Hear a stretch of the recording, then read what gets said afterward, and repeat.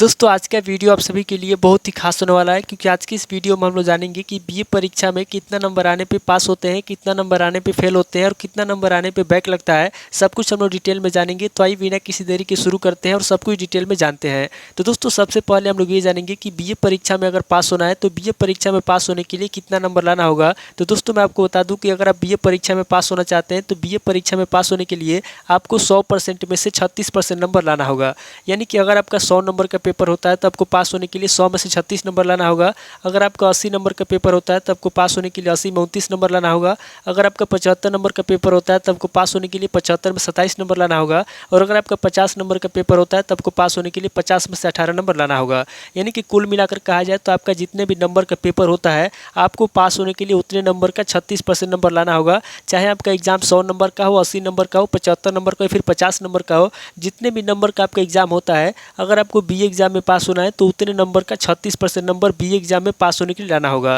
तो दोस्तों उम्मीद करता हूं कि आपको समझ में आ गया होगा कि बीए एग्जाम में पास होने के लिए कितना परसेंट नंबर लाना होगा।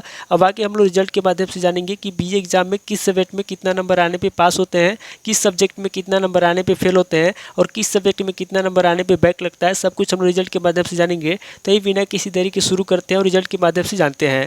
तो यहाँ पे आप देख सकते हैं कि आपके सामने पहला रिजल्ट आया है। यहाँ पे आप देख सकते हैं कि आपका 3 सब्जेक्ट का पेपर हुआ है, हिस्ट्री, पॉलिटिकल साइंस और पब्लिक एडमिनिस्ट्रेशन। यहाँ पे आपका फर्स्ट सेमेस्टर, सेकंड सेमेस्टर दोनों सेमेस्टर में आपका 100 नंबर का पेपर हुआ है। यहाँ पे हिस्ट्री की बात की जाए तो यहाँ पे आप देख सकते हैं कि हिस्ट्री के अंदर आपका फर्स्ट सेमेस्टर में 100 में से 54 नंबर आया है और सेकंड सेमेस्टर में 100 में से 50 नंबर आया है। यानी कि हिस्ट्री के अंदर आपका फर्स्ट सेमेस्टर, सेकंड सेमेस्टर दोनों सेमेस्टर में पासिंग नंबर आया है, क्योंकि दोनों सेमेस्टर में आपका 36 नंबर से ऊपर आया है। पॉलिटिकल साइंस की बात की जाए तो यहाँ पे आप देख सकते हैं कि पॉलिटिकल साइंस के अंदर आपका फर्स्ट सेमेस्टर में 100 में से 20 नंबर आया है और सेकंड सेमेस्टर में 100 में से 40 नंबर आया है। यानी कि पॉलिटिकल साइंस के अंदर आपका फर्स्ट सेमेस्टर में पासिंग नंबर नहीं आया है, जबकि सेकंड सेमेस्टर में आपका पासिंग नंबर आया है। क्योंकि पॉलिटिकल साइंस में आपका 36 नंबर से कम है, इसलिए पॉलिटिकल साइंस के अंदर आपका फर्स्ट सेमेस्टर में पासिंग नंबर नहीं आया है, जबकि सेकंड सेमेस्टर में आपका पासिंग नंबर आया है, क्योंकि सेकंड सेमेस्टर में आपका 36 नंबर से ऊपर है। अब पब्लिक एडमिनिस्ट्रेशन की बात की जाए तो यहाँ पर आप देख सकते हैं कि पब्लिक एडमिनिस्ट्रेशन के अंदर आपका फर्स्ट सेमेस्टर में 100 में से 58 नंबर है और सेकंड सेमेस्टर में 100 में से 64 नंबर है। यानी कि पब्लिक एडमिनिस्ट्रेशन के अंदर आपका फर्स्ट सेमेस्टर, सेकंड सेमेस्टर दोनों सेमेस्टर में पासिंग नंबर आया है, क्योंकि दोनों सेमेस्टर में आपका 36 नंबर से ऊपर है। अब फाइनल रिजल्ट की बात की जाए तो यहाँ पर आप देख सकते हैं कि पार्ट 1 के अंदर 294 है, पार्ट 2 में 296 है, पार्ट 3 में 286 है और यहाँ पे ग्रांड टोटल की बात की जाए तो यहाँ पर आप देख सकते हैं कि 876 है। और यहाँ पे रिजल्ट की बात की जाए तो यहाँ पर आप देख सकते हैं कि सप्लीमेंट्री दिखा रहा है, यानी कि यहाँ पे बैक लगा है। अब यहाँ पे बैक क्यों लगा है उसको ध्यान समझिए। यहाँ पे आप देख सकते हैं कि हिस्ट्री के अंदर आपका फर्स्ट सेमेस्टर, सेकंड सेमेस्टर दोनों सेमेस्टर में पासिंग नंबर आया है और पब्लिक एडमिनिस्ट्रेशन के अंदर भी फर्स्ट सेमेस्टर, सेकंड सेमेस्टर दोनों सेमेस्टर में पासिंग नंबर आया है और पॉलिटिकल साइंस के अंदर भी सेकंड सेमेस्टर में पासिंग नंबर आया है। पॉलिटिकल साइंस के अंदर बस फर्स्ट सेमेस्टर में पासिंग नंबर नहीं आया है। तो यहाँ पे पॉलिटिकल साइंस के अंदर फर्स्ट सेमेस्टर में पासिंग नंबर ना आने की वजह से यहाँ पे जो है कि पॉलिटिकल साइंस के अंदर फर्स्ट सेमेस्टर में बैक लगा है। तो इस बात को याद रखिएगा कि आपका अगर 3 सब्जेक्ट का पेपर होता है और उसमें से किसी एक सब्जेक्ट के अंदर किसी भी सेमेस्टर में पासिंग नंबर नहीं आता है तो उस सब्जेक्ट के अंदर उस सेमेस्टर में आपका बैक लग जाएगा। अब आगे बढ़ते हैं दूसरे की तरफ। यहाँ पे हम लोग दूसरे के माध्यम से जानते हैं। यहाँ पे आप देख सकते हैं कि आपके सामने दूसरा रिजल्ट आया है। यहाँ पे आप देख सकते हैं कि आपका 3 सब्जेक्ट का पेपर हुआ है, हिस्ट्री, पॉलिटिकल साइंस और हिंदी लिटरेचर। यहाँ पे आपका फर्स्ट सेमेस्टर, सेकंड सेमेस्टर दोनों सेमेस्टर में आपका 100 नंबर का पेपर हुआ है। यहाँ पे हिस्ट्री की बात की जाए तो यहाँ पे आप देख सकते हैं कि हिस्ट्री के अंदर आपका फर्स्ट सेमेस्टर में 100 में से 58 नंबर आया है और सेकंड सेमेस्टर में 100 में से 54 नंबर आया है। यानी कि हिस्ट्री के अंदर आपका फर्स्ट सेमेस्टर, सेकंड सेमेस्टर दोनों सेमेस्टर में पासिंग नंबर आया है, क्योंकि दोनों सेमेस्टर में आपका 36 नंबर से ऊपर आया है। अब पॉलिटिकल साइंस की बात की जाए तो यहाँ पर आप देख सकते हैं कि पॉलिटिकल साइंस के अंदर आपका फर्स्ट सेमेस्टर में 100 में से 36 नंबर आया है और सेकंड सेमेस्टर में भी 100 में से 36 नंबर आया है। यानी कि पॉलिटिकल साइंस के अंदर आपका फर्स्ट सेमेस्टर, सेकंड सेमेस्टर दोनों सेमेस्टर में पासिंग नंबर आया है, क्योंकि दोनों सेमेस्टर में आपका 36 नंबर आया है। अब हिंदी लिटरेचर की बात की जाए तो यहाँ पर आप देख सकते हैं कि हिंदी के अंदर आपका फर्स्ट सेमेस्टर में 100 में से 36 नंबर आया है और सेकंड सेमेस्टर में 100 में से 50 नंबर आया है। यानी कि हिंदी लिटरेचर के अंदर आपका फर्स्ट सेमेस्टर, सेकंड सेमेस्टर दोनों सेमेस्टर में पासिंग नंबर आया है, क्योंकि दोनों सेमेस्टर में आपका 36 नंबर से ऊपर है। तो यहाँ पे देखा जाए तो हिस्ट्री के अंदर आपका फर्स्ट सेमेस्टर, सेकंड सेमेस्टर दोनों सेमेस्टर में पासिंग नंबर आया है। पॉलिटिकल साइंस के अंदर भी फर्स्ट सेमेस्टर, सेकंड सेमेस्टर दोनों सेमेस्टर में पासिंग नंबर आया है और हिंदी के अंदर भी आपका फर्स्ट सेमेस्टर, सेकंड सेमेस्टर दोनों सेमेस्टर में पासिंग नंबर आया है। यानी कि यहाँ पे तीनों सब्जेक्ट के अंदर दोनों सेमेस्टर में पासिंग नंबर आया आया है।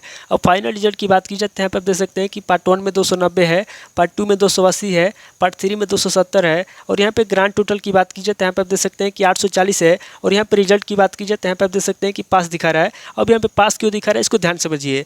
यहाँ पे आप देख सकते हैं कि हिस्ट्री के अंदर फर्स्ट सेमेस्टर सेकंड सेमेस्टर दोनों सेमेस्टर में पासिंग नंबर आया है, पॉलिटिकल साइंस के अंदर भी फर्स्ट सेमेस्टर सेकंड सेमेस्टर दोनों सेमेस्टर में पासिंग नंबर आया है और हिंदी के अंदर भी फर्स्ट सेमेस्टर सेकंड सेमेस्टर दोनों सेमेस्टर में पासिंग नंबर आया है।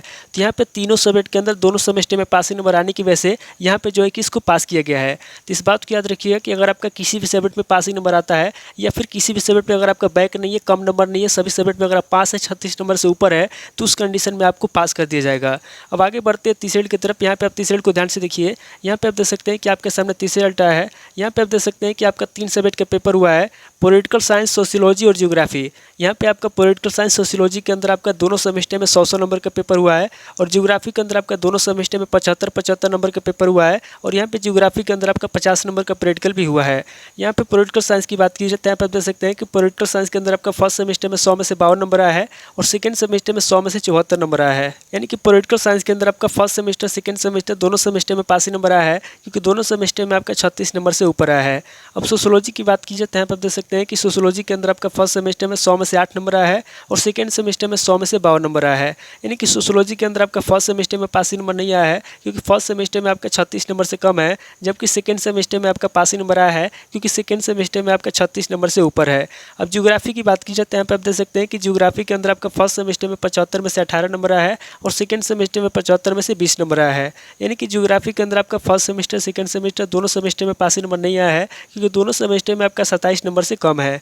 अब यहाँ पे ज्योग्राफी के अंदर जो प्रैक्टिकल हुआ, अगर प्रैक्टिकल की बात की जाए तो यहाँ पे देख सकते हैं कि प्रैक्टिकल के अंदर आपका 50 में से 43 नंबर मिला है। यानी कि प्रैक्टिकल के अंदर आपका अच्छा खासा नंबर मिला है।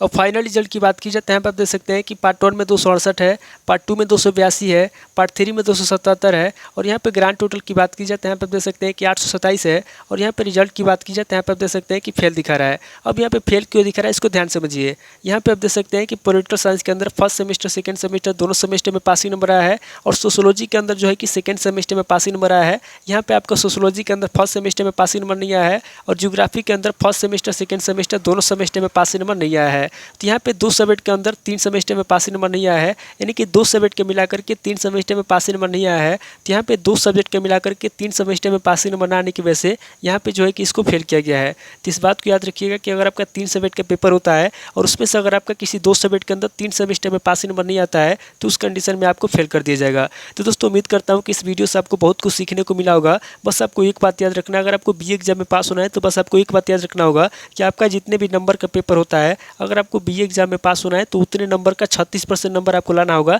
तभी आप BA एग्जाम में पास माने जाएंगे या फिर BA एग्जाम में पास होंगे। तो दोस्तों आज इस वीडियो को मैं पे स्किप करता हूँ। मिलता हूँ आपसे नेक्स्ट वीडियो में। अगर आपको वीडियो अच्छा लगा तो वीडियो को लाइक कीजिए, शेयर कीजिए और कमेंट करके बताइए कि आपको नेक्स्ट वीडियो किस टॉपिक के ऊपर चाहिए। थैंक यू दोस्तों।